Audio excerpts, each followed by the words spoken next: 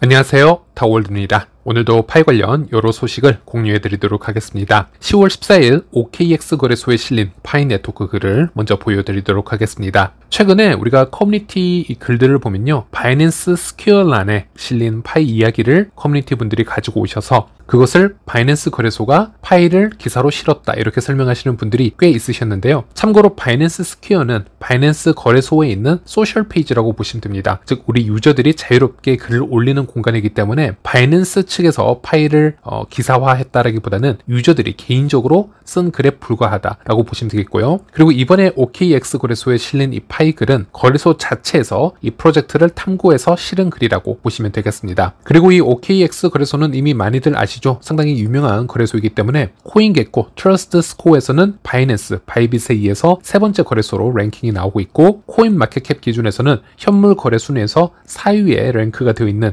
높은 순위의 거래소다라고 보시면 되겠습니다. 일단 이곳의 파이 관련 기사를 보면요, 파이 네트워크란 무엇입니까? 스마트폰에서 채굴 코인이라고 좀 타이틀이 되어 있고, 설명을 꽤 중립적으로 요약 정리를 잘 해놓은 것을 볼 수 있습니다. 중요 부분만 제가 읽어 드릴 텐데요. 파이 네트워크는 스마트폰에서 암호화폐를 채굴할 수 있게 해주는 앱입니다. 이 플랫폼은 채굴 과정을 단순화해서 사람들이 암호화폐에 참여하는 장벽을 낮추는 것을 목표로 합니다. 이제 암호화폐 사용자들은 채굴 하드웨어에 투자하거나 채굴에 소요되는 에너지 비용을 감당할 필요가 없습니다. 그리고 좀 스킵을 해서 읽어드리겠습니다. 프로젝트의 백서에 따르면 파이 네트워크는 현재 비트코인 생태계에서 볼 수 있는 자본과 권력의 집중에 대한 대응책입니다. 파이 네트워크는 스텔라 합의 프로토콜과 연합 비잔틴 합의 알고리즘을 사용을 해서 거래를 검증합니다. 채굴 외에도 파이 네트워크는 신뢰를 웹 전반에 확장할 수 있게 해줍니다. 이를 위해 플랫폼의 합의 알고리즘은 보안 서클이라 불리는 소규모 사용자 그룹으로 구성된 글로벌 신뢰 그래프에 의존합니다. 이 보안 서클은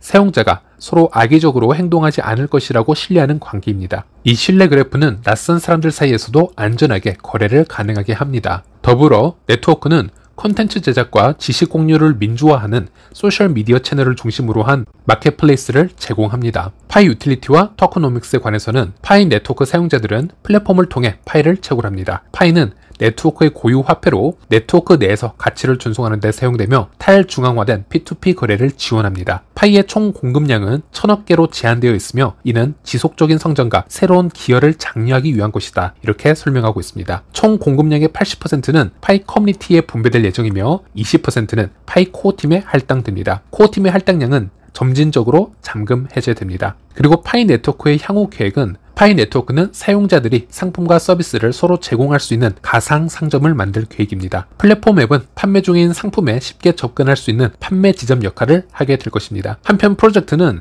사용자가 탈중앙화 애플리케이션을 직접 부트스트랩하고 파이 네트워크 인프라를 활용하여 성장시킬 수 있는 탈중앙화 앱스토어도 제공할 계획입니다. 파이 네트워크는 2024년 10월에 테스트넷2 업그레이드를 출시해서 네트워크가 메인넷으로 전환 준비를 할 수 있도록 노드를 준비시키고 있습니다. 네, 결론을 읽어드리자면요, 파이 네트워크는 더 많은 사람들이 암호화폐 기술과 토큰에 쉽게 접근할 수 있도록 장벽을 낮추려는 또 다른 예입니다. 암호화폐 초보자에게 직관적인 플랫폼일 뿐만이 아니라 개발자들이 새로운 혁신을 장려할 수 있는 기본적인 인프라를 제공합니다. 라고 해서 이 파이에 대해서 기본적으로 상당히 이해도가 높은 그런 리뷰 글이라고 할 수 있겠습니다. 이런 부분은 수많은 미디어가 이 파이를 리뷰를 할 때에는 이 OKX 거래소를 좀 배워야 하는 부분이 아닐까 말씀드리고 싶고요. 요즘 미디어를 보면은 너무 무지성으로 이제 파이에 대해서 비판글을 쓰는 그런 글들을 제가 확인을 할 수 있는데, 모르면 공부를 좀 해서 파이를 리뷰를 한다라든지 아니면 파이의 백서를 한번 쭉 읽어보고 파이 생태계에서 어떤 특징들이 보이고 있는지 그런 부분을 최소한 파악을 한 후에 리뷰를 해야 되는 것이 정상적일 텐데, 요즘 미디어 글을 보면 그렇지가 않죠. 그리고 개인적으로 저는 참 답답한 부분이 있었는데요. 이 블록체인이나 웹 3.0을 얘기하는 전문가들이 본인이 봐왔던 지난 5년간의 이 시장 흐름, 그리고 그 당시 출범했었던 여러 프로젝트들이 마치 이 블록체인 시장에서 절대적인 개념을 만들어 놓은 것처럼 그렇게 착각을 해서 리뷰를 하는 경우가 상당히 많습니다. 예를 들어 탈중앙화는 꼭 이런 방식으로 이 정도로 되어야만 탈중앙화라고 할 수 있다. 나머지는 중앙화이기 때문에 블록체인이 될 수 없다라든지, 또는 채굴은 이런 방식으로 이루어져야 되고 그렇지 않다면 가치가 없다라든지, 또는 코인의 가치가 만들어지는 과정은 기본적으로 이런 스텝을 밟아야 된다. 예를 들어 ICO 과정을 거치고 빠르게 거래소에 상장이 되어야 되고 어느 VC에 어느 정도의 지금 지원금을 받고 있는지 등등 이런 부분을 분석을 해서 고정관념에 박혀서 신규 프로젝트를 판단하려는 스탠스를 좀 보여주고 있는데, 가장 오픈마인드가 되어야 될 이런 시장이 어찌 보면 최근 5년 동안의 흐름을 보면 극도로 폐쇄적이고 오만하다라고 부를 수 있는 몇몇 미디어 집단 또는 전문가에 의해서 이 블록체인이 지금 평가당하고 있고, 오히려 그런 전문가들, 그런 미디어 글에 의해서 웹 3.0 정신이 크게 훼손당하고 있는 것은 아닌가, 좀 답답한 부분이 많았습니다. 이런 부분에서는 여러 미디어들도 OKX 얼마나 글을 중립적으로 잘 지키고 써 내려갔는지를 한번 배울 필요가 있다. 저는 이런 말씀을 드리고 싶었고요. 네, 그리고 스텔라 이야기로 잠시 넘어가 보도록 하겠습니다. 스텔라는 현재 런던에서 메리디안 2024 행사를 진행을 하고 있습니다. 여기에 수많은 뎁 개발자들, 여러 기업들이 함께 참여 중인데요. 이곳에서 스텔라와 마스터카드의 새로운 파트너십이 발표가 되었습니다. 좀 중점적인 부분을 살펴보면요. 마스터카드의 암호화폐 인증 솔루션을 스텔라 네트워크에 통합한다. 이렇게 밝히고 있습니다. 스텔라와 마스터카드의 작업은 처음에는 송금 및 P2P 송금을 위한 인증 기능을 제공하는 데 초점을 맞추고 있으며, 마스터카드 암호화폐 인증의 사용자 친화적인 경험과 스텔라 네트워크의 빠른 정산 시간 및 저비용 구조를 결합을 할 것이다 라고 얘기를 하고 있습니다. 또한 파트너십의 확장으로 마스터카드의 광범위한 서비스를 스텔라 네트워크에 활용을 해서 블록체인 기술의 추가적인 새로운 혁신적 응용 프로그램을 모색할 예정입니다. 스텔라 네트워크는 전 세계적으로 현금을 암호화폐로 전환할 수 있는 온오프 램프의 대규모 네트워크와 다양한 규제를 받는 금융기관 생태계를 보유를 하고 있습니다. 이렇게 설명을 하고 있습니다. 여기서 on and off ramp라는 뜻은 제 채널에서도 10번 넘게 제가 설명을 해드렸기 때문에 이제 대부분 아실 거라고 봅니다. 블록체인 위의 암호화폐 자산과 우리의 법정화폐를 스무스하게 연결해주고 쉽게 전환을 해주는 그런 시스템을 얘기를 합니다. 스텔라는 전 세계에서 가장 이 on and off ramp 시스템이 지금 발전되어 있는 네트워크 중에 하나이고요. 전 대륙을 가장 많은 스팟으로 연결을 해주고 있고, 특히 머니그램과 성공적인 파트너십을 체결을 했기 때문에 예를 들어서 미국의 달러를 다른 국가의 법정화폐로 매우 적은 수수료로 실시간으로 바로 송금을 해줄 수 있다는 것이죠. 그 법정화폐가 송금이 되는 그 내부 구조를 보면요. 스텔라 블록체인과 USDC 그리고 스텔라 네이티브 토큰이죠. 루멘 등이 사용이 된다라고 제가 설명을 드렸습니다. 그리고 이번 스텔라와 마스터카드의 파트너십은 사실 놀랍지만은 않은 그런 뉴스라고 할 수 있겠습니다. 이제는 이 신용카드라는 구시대적인 결제 시스템은 블록체인이라는 신흥 강제를 마주하고 있기 때문에 블록체인이라는 기술과 협업을 하지 않으면 살아남지 못하는 그런 시대가 되어가고 있습니다. 이 차이점을 명확하게 설명을 해준 영상이 있는데요. 2022년 비트코인 컨퍼런스로 잠시 가보도록 하겠습니다. 당시 스트라이크 CEO 잭 멜러스의 스피치를 살펴보면요. 여기서 잭 멜러스는 비트코인, 즉 암호화폐와 신용카드가 어떤 방식으로 결제가 이루어지는지 대중에게 설명을 잘 해주었는데요. 여기서 비트코인의 경우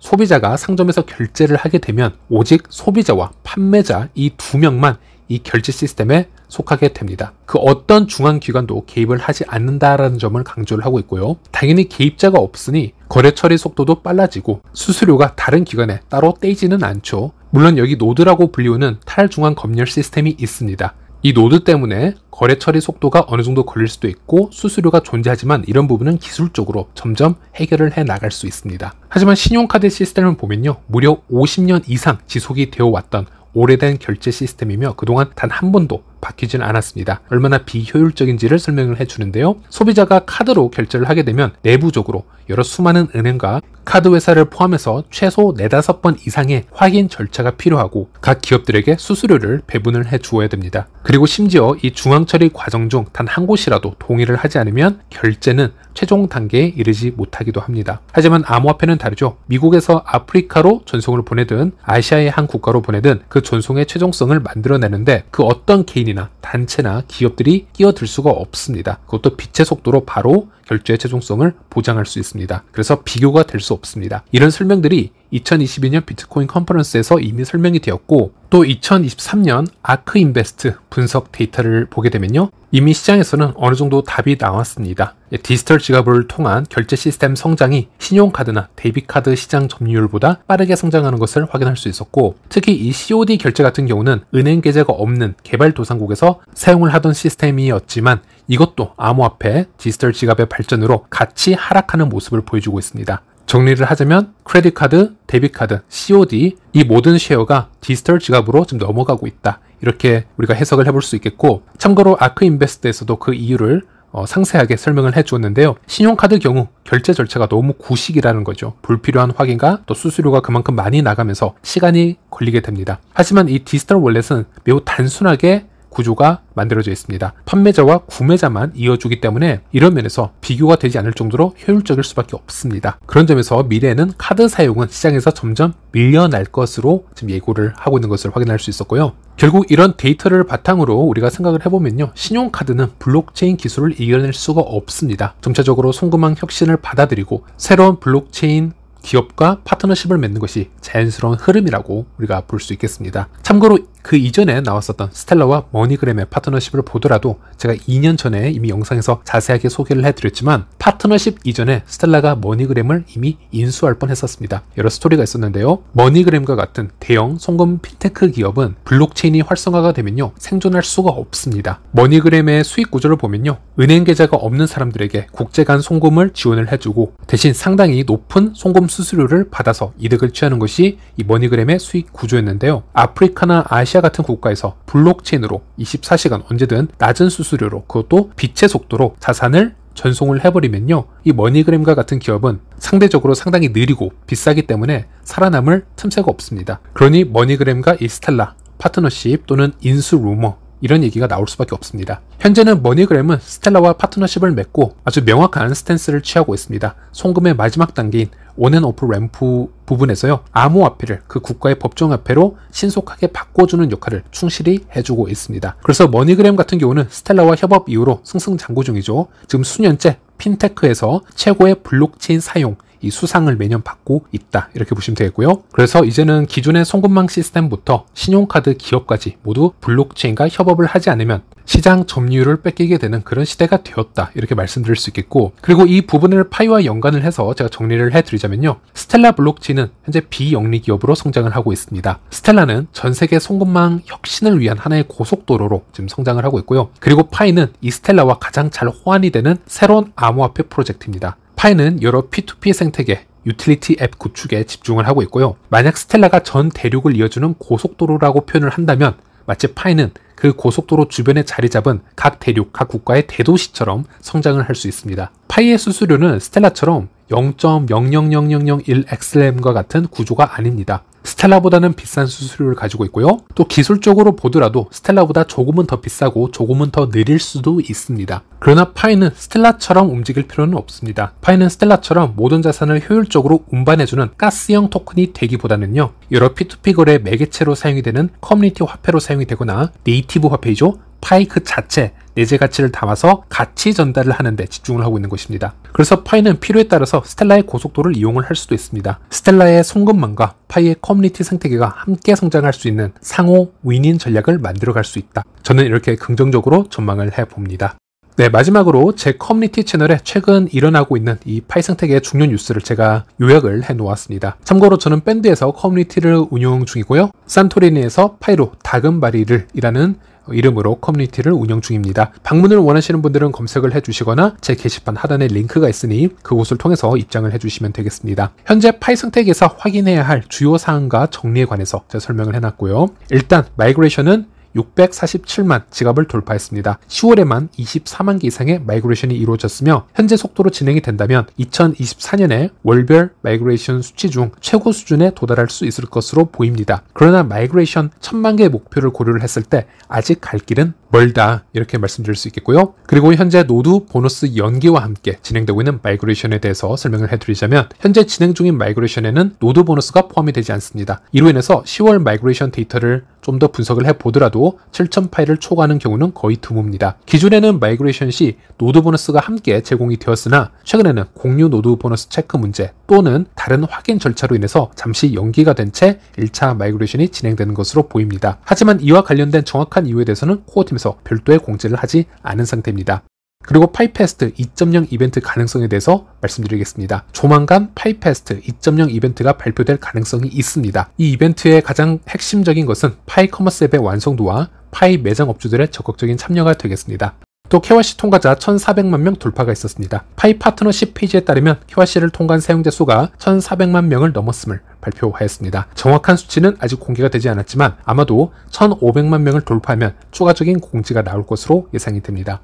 그리고 파이앱 개발 현황에 대해서는 현재까지 70개 이상의 파이앱이 개발 중인 것으로 집계가 되었으며 이 또한 파이 파트너십 페이지를 통해서 공지가 되었습니다. 오픈메인넷 전환을 위한 목표는 100개 앱 달성이지만 마이그레이션 수치와 달리 파이앱 수는 실시간으로 집계되는 방식이 아니라 코어팀 내부적으로 판단에 의해서 발표가 됩니다. 따라서 오픈메인넷 전환 시점에 100개 앱 발표는 큰 문제가 없을 것으로 보여집니다.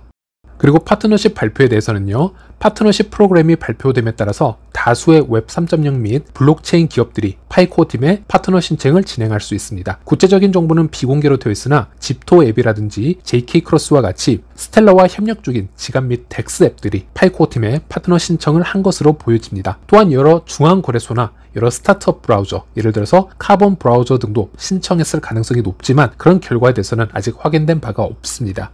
그리고 파이 인플루언서 프로그램에 대해서도요, 최근 파이 인플루언서 프로그램이 발표가 되었으며 유튜브나 X, 인스타그램 등에서 다양하게 파이 프로젝트를 활발히 홍보를 해왔던 인플루언서들은 신청 기회가 주어졌습니다. 그러나 선정 기준에 대해서는 아직 알려지지 않고 있으며 결과에 대한 안내를 기다려 봐야 될 것 같습니다. 그리고 P2P 거래 가격 상승 현황에 대해서요, 최근 P2P 거래에서 바닥 가격이 상승하는 추세를 보이고 있습니다. 파이가 아직 거래소에 상장이 되지 않았기 때문에 정확한 시세를 언급하기는 어려우나 여러 P2P 거래 사이트가 존재하고요, 또 여러 커뮤니티 거래글에서 확인된 바에 따르면 가격 상승이 관찰이 되고 있습니다. 이는 오픈 메인넷이 가까워짐에 따라서 여러 기대감의 고조와 함께 온체인 락업이 2달 이상 지속이 되면서 다수의 사용자들이 파이를 매집하고 락업한 결과로 해석이 됩니다. 또 최근 점진적 오픈 메인넷 개념에 대해서 얘기가 많이 나오고 있습니다. 이는 코어팀이 오픈 메인넷을 개방할 경우 특정 상황에 따라 제한 조건을 두고 부분적으로 개방하는 세미 오픈 메인넷의 가능성을 암시하기도 했었습니다. 하지만 이러한 점진적 오픈 메인넷이 실제로 구현될지는 현재로서는 누구도 확신할 수 없는 상황이다 라고 보시면 되겠고요. 그리고 테스트넷2가 가동이 되었습니다. 블록체인 익스플로러에서 테스트넷2를 확인할 수 있고요. 이는 메인넷 블록체인 오픈 전에 네트워크 간 전환을 에뮬레이트하는 새로운 테스트넷이라고 보시면 되겠습니다. 현재는 모두의 노드만 연결이 되어 있습니다. 그리고 계정 병합 테스트가 있는데요. 테스트넷2를 보면요, 어카운트 먹스드와 같은 합병된 주소의 테스트가 진행이 되는 것을 볼 수 있습니다. 이는 보통 스텔라에서 거래소나 기업들이 다중거래를 손쉽게 처리할 때 사용하는 기술인데요. 이 부분은 매우 흥미로운 부분이라고 볼 수 있겠습니다. 네, 그리고 파이에 대한 비판 기사가 최근에 증가하고 있습니다. 파이의 오픈 메인넷이 다가옴에 따라 비판 기사가 더욱 증가할 것으로 전망이 됩니다. 문제는 이러한 비판이 과거에 파이에 대한 아티클을 그대로 복사해 오는 수준, 매우 낮은 수준의 비판일 가능성이 크다라는 점이고요. 따라서 우리 파이오니어들은 미디어의 이런 비판글에 너무 크게 흔들리지 않고요, 파이 생태계의 지속적인 성장에 집중을 하는 것이 매우 중요합니다. 항상 혁신이 발생하는 곳에는 비판이 따른다라는 점 잊지 마시길 바랍니다. 네, 이렇게 최근 파이 관련 뉴스를 제가 요약을 해보았습니다. 이번 시간은 여기까지고요. 다음 시간에 다시 찾아뵙도록 하겠습니다. 시청해주셔서 감사합니다.